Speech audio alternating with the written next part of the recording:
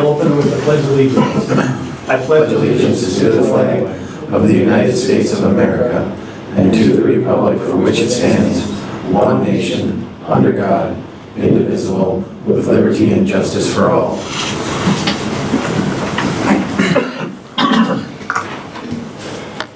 All right, number 2, open public forum. Anybody wishing to speak? Otherwise, I will move on. Approval of the agenda. I need an approval of the agenda. Make a motion to approve the amended agenda. Gary makes a motion to approve the amended agenda. I'll second. Jamie seconds it.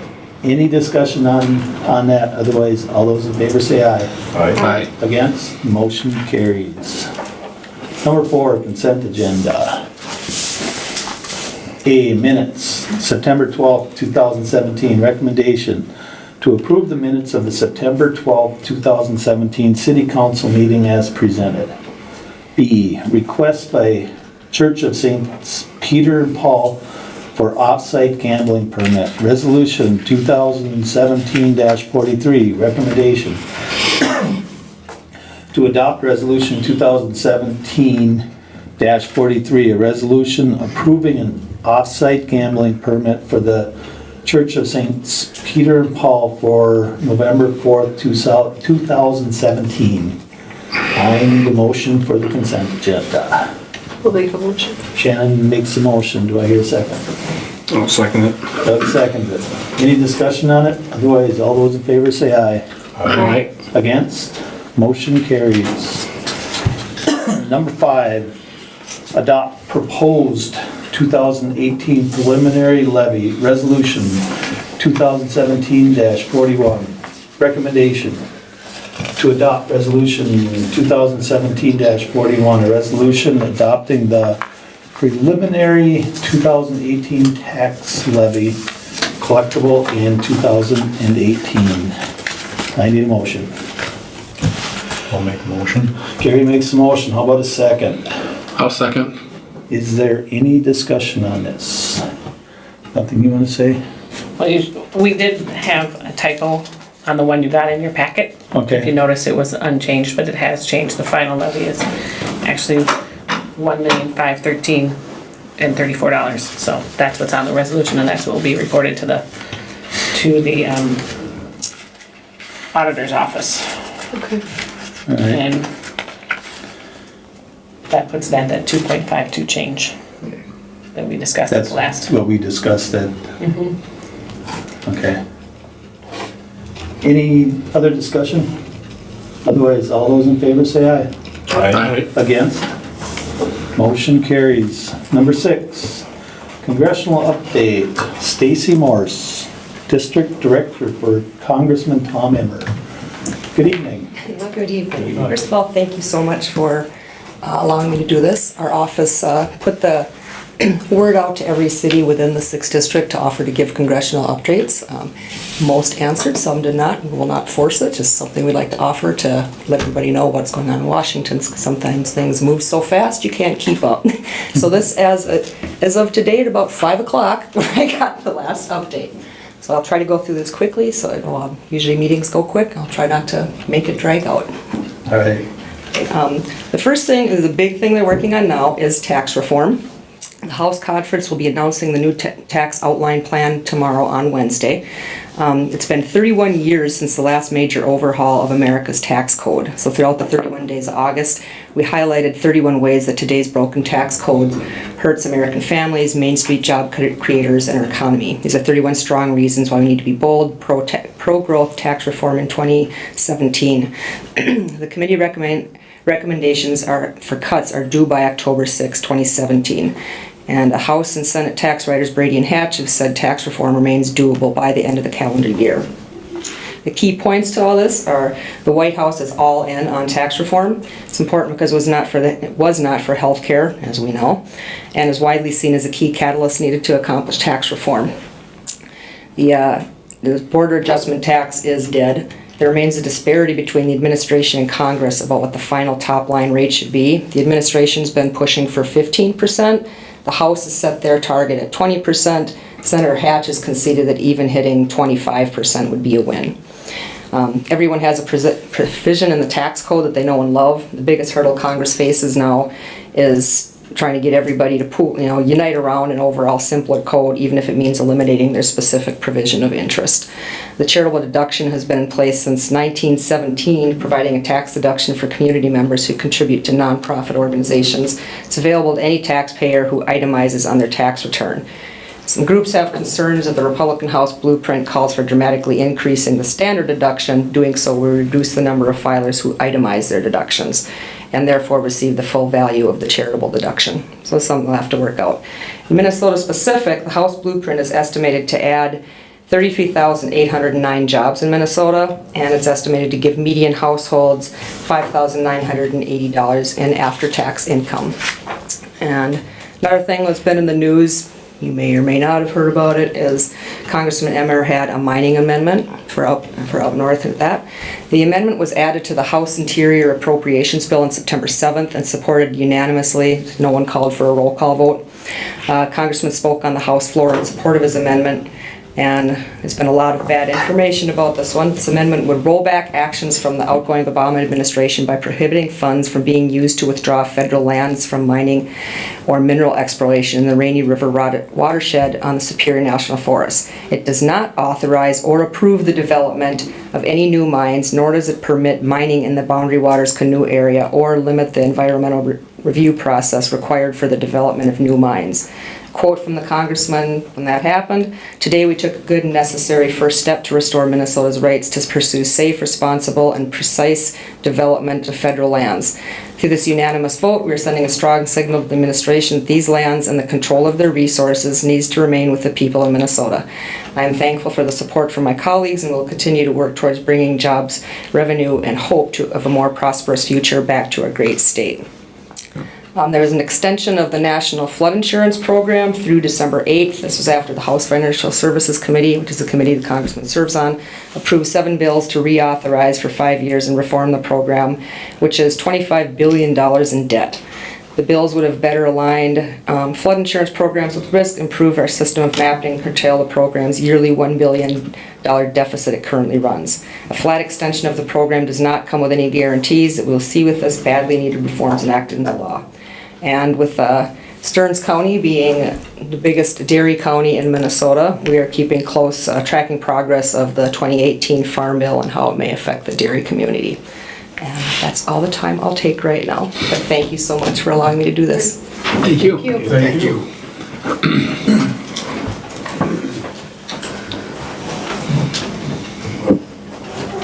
Number 7, Police Department report. Chief Jason Bloom. Mr. Mayor, Council. Just a couple things for me tonight. Looking at replacing our rifles that we have in the squads currently. Right now we have 3 remaining rifles that are M16s from a surplus government grant from the Vietnam era. They're getting older. Replacement parts are getting harder and harder to come by. Originally it was talked about in last year's budget to start replacing them, start replacing 2 tasers and a rifle each year over the next couple of years until all of them are replaced. When I was going over this year's budget, it found that it was cheaper to replace them if we purchase, 3 rifles at one time and then also 6 tasers, looking at doing that next year. At one time we got a cheaper rate for each item, so it just ended up being a little bit cheaper doing it this way. So right now looking for approval to purchase the 3 rifles. Recommendation to approve the purchase of 3 replacement rifles with grip accessories from Alex Pro Firearms for a total cost of $2,610, and furthermore to be paid out of the equipment budget line item 6311. I need a motion.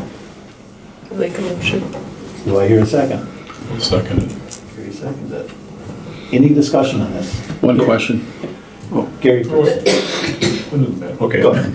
I'm just curious, the 3 you currently have from the Vietnam era, Yes. are those semi-automatic or? They were originally fully automatic, which they've had a trigger or a safety guard put on there so they don't go into full auto. So they have been adapted, yeah, so they don't go into the full auto. I was just curious what they were. And those will have, because it was through a surplus government grant, will have to be returned to the government, and then they do what they do with them. Okay, thanks. That answered my question. Thanks. That answered your question? Yep. Okay. Any other discussion then? Otherwise, all those in favor say aye. Aye. Against? Motion carries. Thank you. And then also with the rifles, earlier this year we had EOTech red dot sights on them. They were recalled. We got a check from them for 2,220. We're looking now at replacing those with aim point patrol rifle optics from Strikers, and the total for that is $21.85, so under what we got refunded from the EOTech. So Okay. Recommendation to approve the purchase of 5 replacement aim-point patrol rifle optics and mounting hardware from Strikers for a total of $2,185, and furthermore to be paid out of Fund 29. I need a motion. So moved. Doug makes a motion. Do I hear a second? Second. Jamie seconds. Any discussion on that? Otherwise, all those in favor say aye. Aye. Against? Motion carries. thank you. And that's all I have, unless you guys have any questions for me. Got any questions?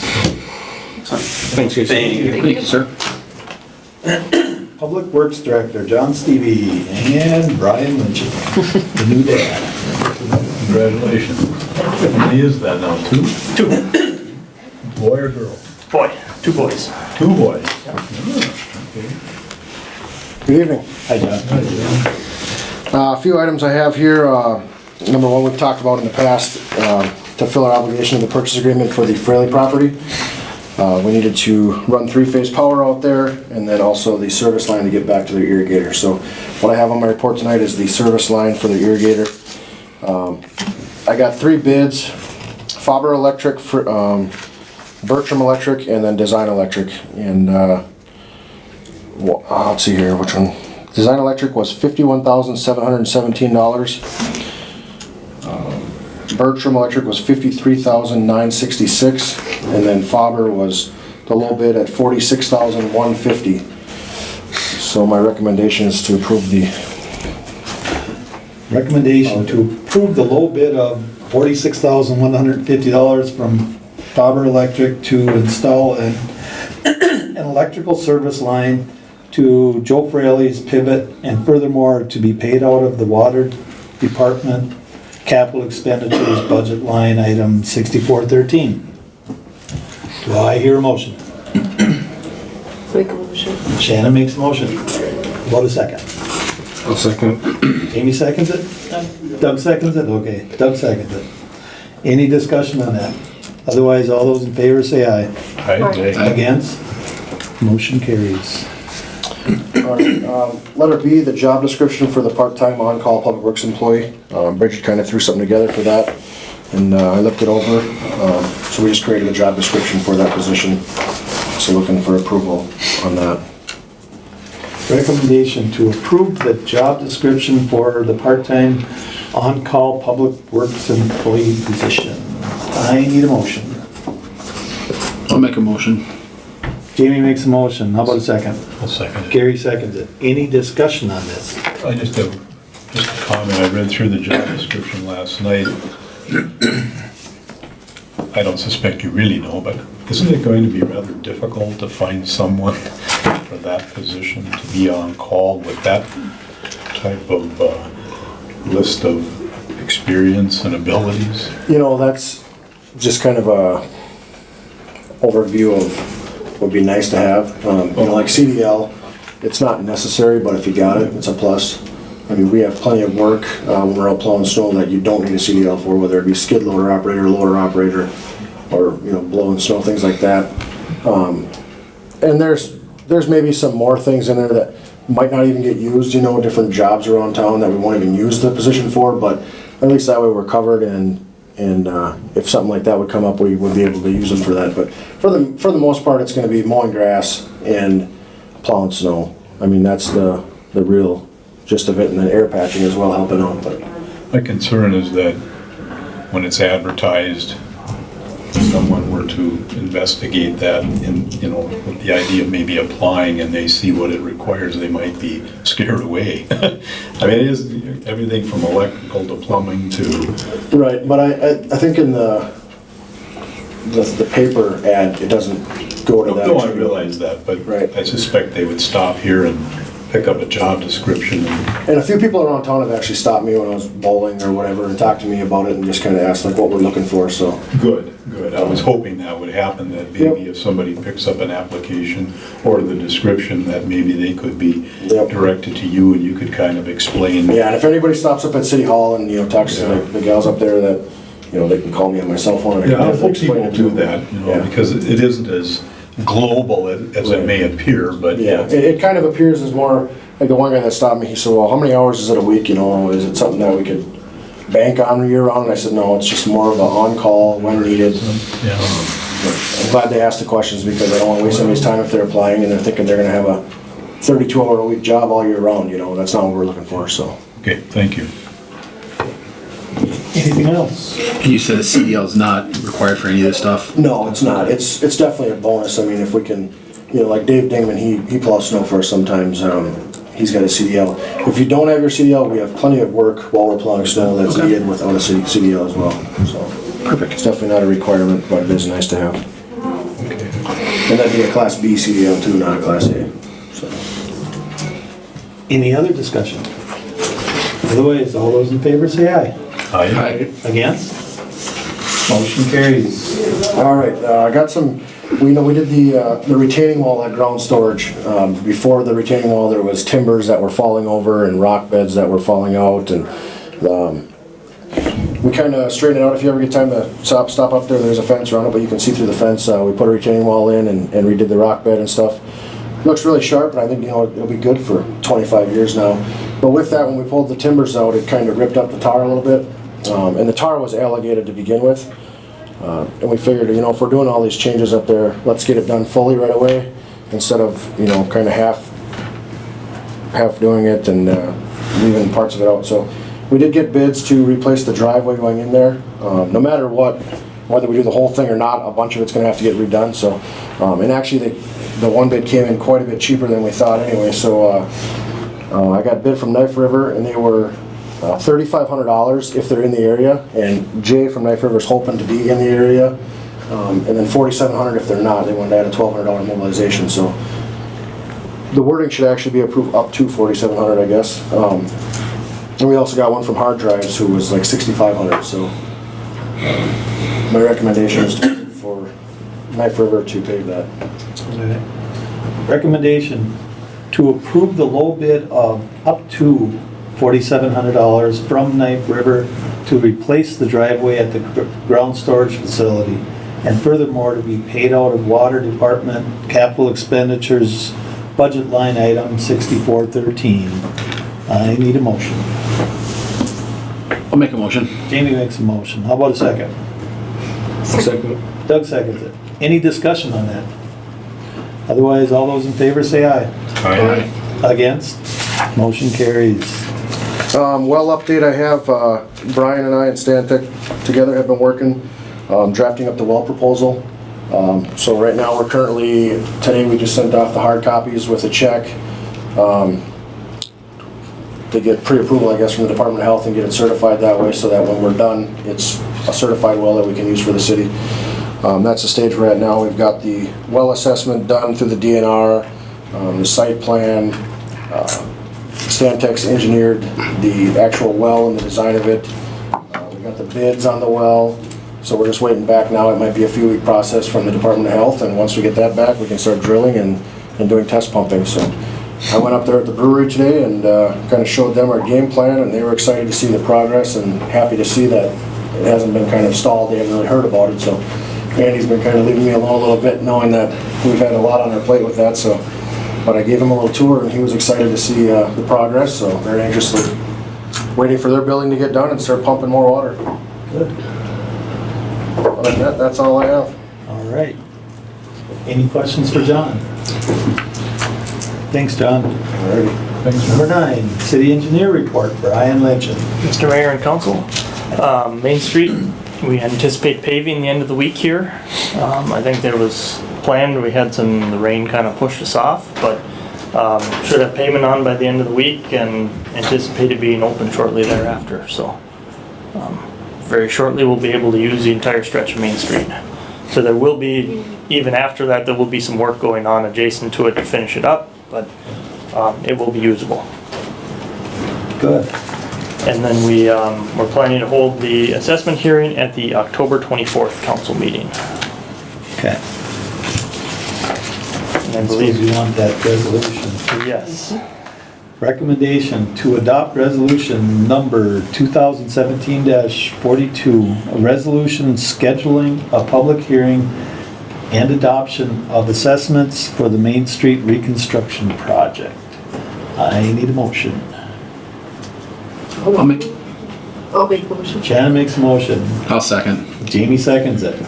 Any discussion on this? Otherwise, all those in favor say aye. Aye. Aye. Against? Motion carries. any other questions on Main Street? No, Otherwise, that's all I have. that's nice. Can't wait till it's open. Can't wait to try on it. Yeah, hopefully it's less than a week. Yeah. Thanks, Brian. Thanks, guys. Thank you. Number 10, City Administrator Report. Bridget. The first one is a letter of support from St. John's Boys Choir. The director of the choir contacted the mayor and myself to see if the city would would provide a letter of support for the boys choir that they'll put in their annual view book, which is like an online marketing tool that they do, and a yearbook. They've contacted other cities in the area, and so I did draft one for the mayor to sign that you have in your packet to review. There are, I believe, 2, maybe 3 local boys within the choir this year from Cold Spring. And so with that, recommendation. Recommendation to approve submitting a letter of support for the St. John's Boys Choir. Do I hear a motion? Make a motion. Gary makes a motion. How about a second? I'll second that. Shannon seconds it. Any discussion on this? Otherwise, all those in favor say aye. Aye. Against? Motion carries. Next, in your packet, you have the edited version of the nuisance. There's underlining, there's strikeouts, there's highlights. What I did is I took the league's template nuisance ordinance and then melded it with ours, so anything that wasn't in the league's one, I added our language, that was in the yellow. Then I sent it to the city attorney for her edits and comments. Those are some of the strike throughs and red line stuff. And at this point,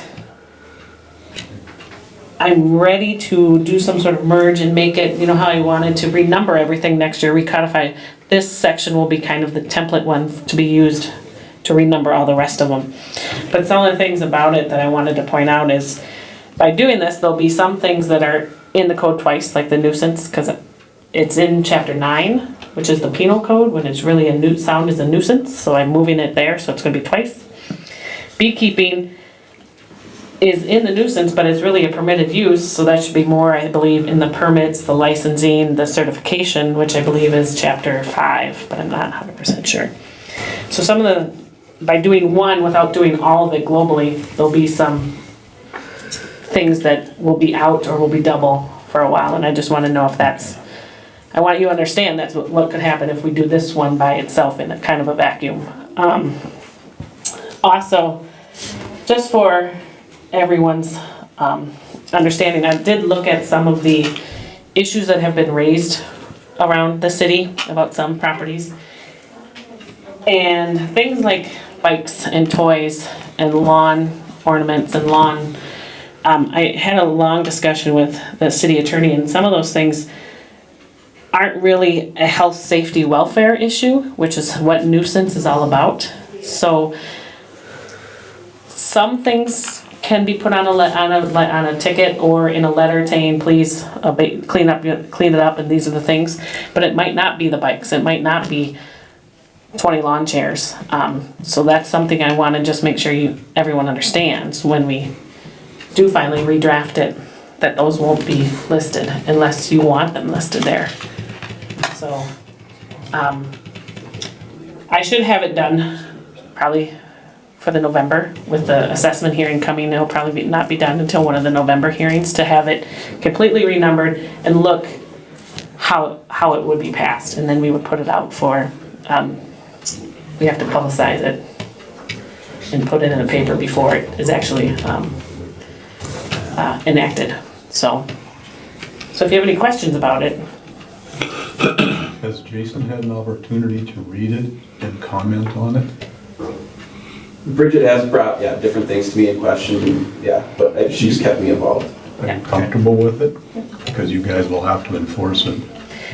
and the penal code will actually be the next one we do, because there's things in there that we just don't need to have in there because there's state law that preempts it, and he wouldn't write an administrative ticket if he can write a state citation. How about John, from his area of responsibility, would there be any value in John, or maybe you have looked at it, I'm not sure. Maybe that isn't necessary, but I don't want to. I can certainly do that. You know, just so he is aware of it as well. I'll get it to its final version so John doesn't have to read all the, Good. all the edits. Yeah. And we'll go through it from there. Well, thank you for working on this. I know several people in the community have commented on their frustration with some of the things within the community. I'm sure they'll be pleased that it's being addressed. That I agree with. So I will have that to you sometime before the end of the year, but hopefully November. Okay. Okay. Other than that, that is all I have. All right. Then we'll go on to number 11. List of bills and additions. Recommendation to review and accept payment of accounts payable according to the list and supplemental list presented by city staff. I need a motion to pay the bills. I'll make a motion. Doug makes a motion. How about a second? I'll second that. Shannon seconds it. Any discussion on that? Otherwise, all those in favor say aye. Against? Motion carries. General questions and comments from city council. Jamie Knapp. Nothing for me. Doug Schmidt. Shannon Miller. I don't have anything. Gary Heiden. I have nothing. Then we go on to number 13. Motion to adjourn. Do I hear a motion? I'll make a motion. Gary makes a motion. How about a second? Second that. Shannon seconds. Any discussion on that? Otherwise, all those in favor say aye. Aye. Against? Motion carries.